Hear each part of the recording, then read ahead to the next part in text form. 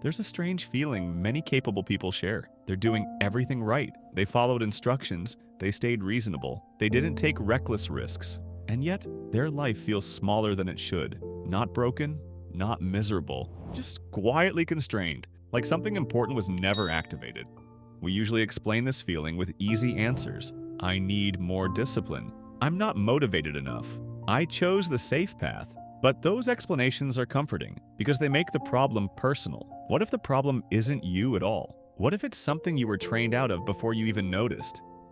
The system most of us grew up in wasn't designed to help people discover what they care about. It was designed to produce something else entirely. Predictability, compliance, uniform output. It worked, for factories, for bureaucracies, for a world that needed people to follow clear instructions. But the world changed. The system didn't. Dreams don't usually die dramatically. They're not crushed. They're downsized. You learn early which questions are welcome, which risks are rewarded, which ambitions are realistic. Over time, you don't stop dreaming. You just dream things that don't require courage. Dreams that keep you safe. Dreams that never put you on the spot. There are two powerful ways to shape human behavior. One is curiosity. The other is fear. Fear is efficient. Fear scales well. Fear creates obedience without explanation. So it became the default tool, not because people were cruel, but because fear is faster than trust. The cost was invisible at first. It always is. When fear becomes the background noise, something predictable happens. People learn to hide. They avoid responsibility. They wait to be chosen.